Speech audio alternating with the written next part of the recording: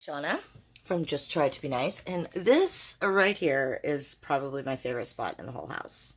It's my chair that I play video games in, and I have this like huge TV. I can't even, it's not huge, but it's, for me, it's big. I swear to God, for the first like 15 years of my marriage, I played on like a 26-inch monitor.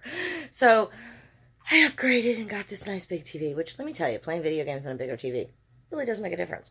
So I sit here in this chair and I play on my Xbox One, and I love it. Oh, look, there's Matt Smith, and you can't really see it, but there's Amy Pond, and way back down there, oh look, you can kind of see Tom Baker.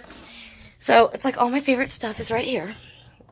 And I really enjoy sitting here, and like I can sit right back. I've got the window here, and the cats come and sit in the window, so I get lots of time with them, and I just love it here. It's probably my favorite place in the whole house. But anyway, point is, I play a lot of video games. I talk about it in my videos, but I don't actually like show you that I play a lot of video games.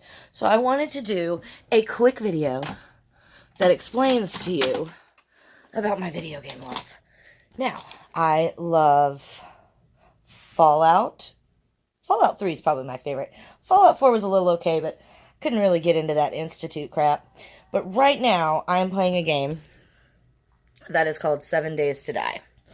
It is a zombie game, but it is like zombie meets, it's kind of like Fallout meets zombies meets Minecraft. So it's like post-apocalyptia, where you have to like gather things like in Fallout. You have to craft things like in Fallout. But then you have to build like your bases and stuff like in Minecraft. And there's zombies. So I've played 4 different games. The first one I only literally lived like 7 days. The first Horde, I was just, and the reason why it's called 7 Days to Die is every 7 days there's a zombie horde where, like, there's always zombies, but on the 7th day, the zombies are, like, super hardcore, and they're out for you, and it's no joke. So the first time I played until the 7-day horde, and then they just overrun my little tiny base, and I was like, what? And then I looked it up online, and I was like, oh, that's why it's called 7 Days to Die. That makes sense. Okay. So now I have, let's see. Right now, I have 2 games going. I have one called Third Time's a Charm, because it's my 3rd time playing, and I literally have, like, hundreds of hours invested. I'm on, like, day 280 something. No joke. And then the second one is called First World Problems, and this is the one that's actually for you guys. I haven't really played it at all. I just keep starting it and waiting. Because when you start the game, you randomly spawn in a biome. A biome is a different environment. So there's a snow biome, there's a forest biome, there's a desert biome, there's a plains biome, which is kind of like a foresty desert. And then there's a burnt forest, which I guess is like where the nuclear explosion took place, and it's just completely Fallout, and oh my god, the zombie dogs. I hate the zombie dogs, and they are all over that dark forest. So I try to avoid the dark forest because of the zombie dogs. And then I'll also show you there's different options. So I'm going to show you the options that I use. So when I play, here's my standard options. I play Adventurer, which is not like the first one, it's the second one, but it's also not like the hardest one either.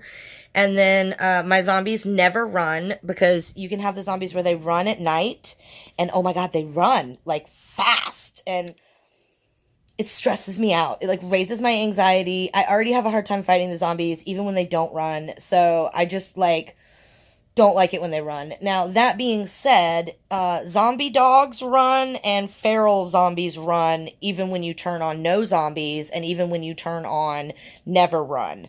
Now, if you're playing in multiplayer, you don't get these options. In the multiplayer option, you just get the options that are there, the basic standard options.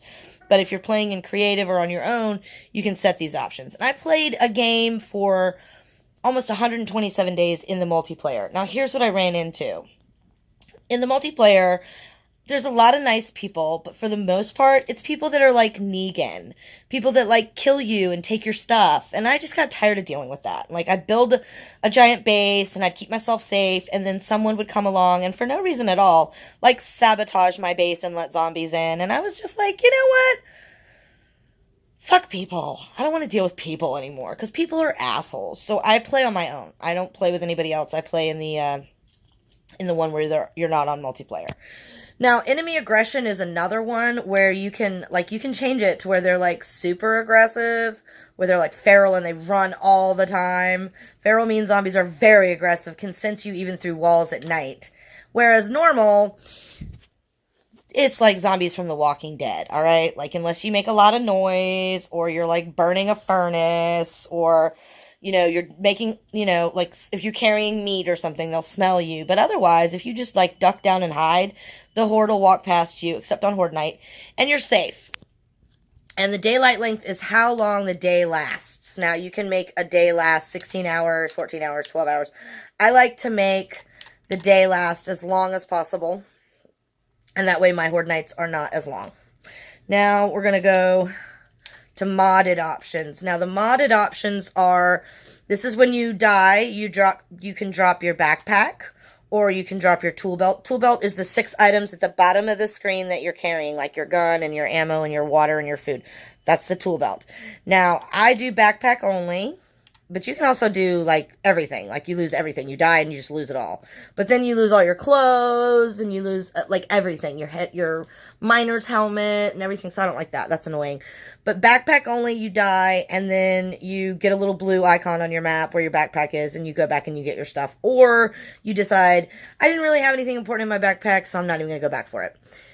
Enemy memory is how long they remember. So, like, if you die, they will remember it for, like, if you go right back, they'll be right there. But I only have it set to 30 seconds. So what I do is, if I die, I wait a day or two in the game, and then I go back to my backpack. Generally, there's no zombies. I have enemy spawning very low. Now, you can disable it, which is just no zombies show up at all. None at all. But I like very low because one of the achievements, I like to get all the achievements. I'm an achievement hunter. One of the achievements is to kill 200 or 2,500 zombies. So if you have no zombies, you can't get that achievement. And I would recommend for the first 21 days or so, while you're building your base and getting all your supplies and finding decent weapons and finding decent armor, I would disable zombies completely. Now, in that, you still have feral zombies and you still have zombie dogs. So if you go to, like, the police station, you're still going to deal with a fuckload of zombie dogs. If you go to the burnt forest, even with zombies turned off, you're still going to deal with zombie dogs. Now, the longer that you play the game, like, I'm on, like, day 280 something, the longer that you play that, like, even when you turn zombies off on day 281, zombies still show up. It's like the apocalypse. Like, you can hide from them for only so long. Eventually, they're going to take over the entire world, and you're going to have to deal with the zombies. But I would definitely highly recommend turning them off for at least 21 days. They do still come on your horde nights. Even if you have zombies turned off, they will still show up on horde nights. So, that being said, you get into a good base, you build your base, you get your supplies, you get your armor, you get your weapons, and then you hunker down horde night. I would just recommend either going out and fighting them early, because in the earlier hordes, they're much easier to kill. In the later hordes, they get insane to kill. You deal with the police zombies that belch acid, and it's just hardcore. Now, this is my game, and I've pulled up my game, and I'm going to pull up my map right now and show you, because my map, like, my game is no joke. See, I've leveled out, like, a lot of that stuff. I'm at 100 on a lot of stuff. I've been playing this for a very long time. Here's my map. Now, I will tell you also that the red on the map is, like, nuclear fallout zone, so you can't go in the red at all. Don't even try it. Even with, like, a fallout radiation suit. Now, here's another thing. Do you see this? Do you see this right here? See this little line? Although it's not like it's complete. Here the line is complete because I took the time to do it. That is a series of tunnels. Now, I have a series of tunnels that go all the way around the entire map. Hold on, I'm gonna hold you underneath my chin and hope that this works, because I need 2 hands to do this. and I'm going to show you. Yep, this works. There we go. So that's the snowy biome, and then the forest biome, and the dark forest biome. And as you can see, I have a series of tunnels, and it goes all over the map. I'm eventually going to have a square that goes completely around the map, all the way around. And this right here's Dyersville. It's a little town. This is a corn farm. And this is one of my tunnels, but that's where it comes out. So I have more tunnels down here. And my base is in the desert. I have found the best place to start out. And like I said, I've done this more than one time. The best place to start is in the coal mine in the desert. It's in the southeast portion of the map. And let me see. It's about here. This is the big gigantic canyon, and that's the coal mine right there. That's Trader Joel's, the closest one to me. So this is where I'm stationed in the coal mine, and I am at the very bottom of the coal mine. I'm like 45 feet underground, and so these tunnels are all 45 feet underground as well. And I can go from here straight to Trader Joel's. I don't have to deal with zombies at all. Or I can go all the way up here, and this is the Shamway Foods, and then further on up, over here, I've got one that goes up into the it ends at the dark forest and lets me out like right at the corn farm. This is the trailer park, and oh, all these X's, just because this is for me only, all these X's are where you find like sports bags and duffel bags and all that kind of stuff. And I've pretty much explored most of the desert. There's still some unexplored gray areas, which that means you haven't explored it at all. And I've explored a lot of the desert, so I've pretty much covered most of it. But my goal is, ultimately, even though it's not like a part of the achievements, my goal is to completely discover the entire map. And I've driven on some roads, I've uncovered some stuff. I've at least got the whole nuclear fallout zone mapped out, so I know where that is. But I've just recently gotten up here into the snowy forest. I spent a lot of time in the desert. Like I said, I'm on like day 232, not 282. I'm 232, but that's still pretty long, dude, to stay alive. There's my backpack. So that's what I was saying. Like, when you die, you drop your backpack. It's like this little blue icon on the map. But honestly, there wasn't really anything in it. So I went back and got what I needed, but I didn't get it all. And so I've got an exit here in the snowy forest. And then this right here is where I'm at now, I think. Hold on, where am I at now? Let me pull it back up and it'll show me right where I'm at. Oh, okay. I am here. This is an exit, but I am building a new underground base right here. And all I did was I went into this little save waypoint, and then I did the little tower, because I thought that like, if you put those together, that it would make like a line, which honestly, that's pretty much exactly what it did. But I only have my main base in the desert, and every time I like have to run back to the desert, I'm kind of tired of it, to be honest. So now I have a base here in the snowy forest, so when I go in and I travel, around in the snowy forest and I find things, I can just take them to this base, and eventually there'll be like a furnace there, and everything I need will be there. And I've got all kinds of like stuff here just in case I get stuck in the snowy forest and I need first aid kits or water, and that's all stuff I found. Gas is important. Ooh, and I wish somebody told me this.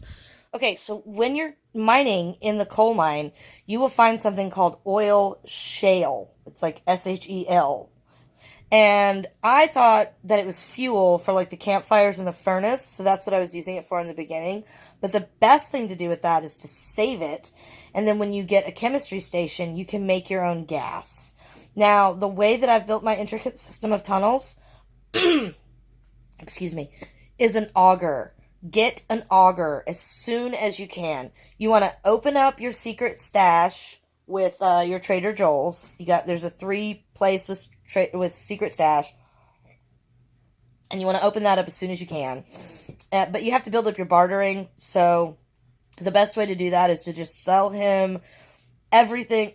Find the item of clothing that you want to wear, and then sell everything else. Find the weapons that you want, and then sell everything else. That's what's going to build your barter up quickly. That's what's going to enable you to buy Secret Stash. When you buy Secret Stash, you'll be able to buy an auger blade, auger parts, and then later on you'll be able to buy like, what's it called? Like a machine gun turret. That's it. You'll be able to buy turrets, so you can set up turrets outside your base to automatically kill the zombies. You don't get any experience, you don't get credit for killing them, but you also don't have to deal with them either. So, as I said, I have built this like crazy intricate series of tunnels, and I don't know, like, I've watched a lot of videos on 7 Days to Die on YouTube. A lot. Like an insane amount, honestly. And the one thing that I didn't see was no one else has thought to build an intricate series of tunnels that take you straight from one place to another. You don't have to deal with zombies. It's as the crow flies. And one of the accomplishments or one of the achievements is that you have to travel 10,000 kilometers.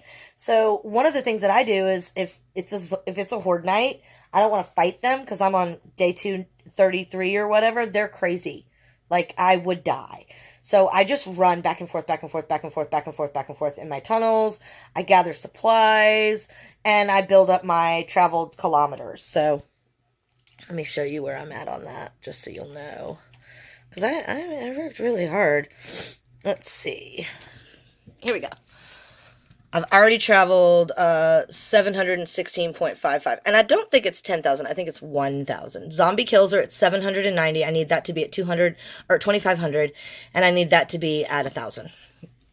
So, you know, just so you know, like, that's what I do. And I'm going to start a new one. The first world problems will be me starting from the very beginning. I'm going to set it up like from the beginning. This is what I do. This is how I do it.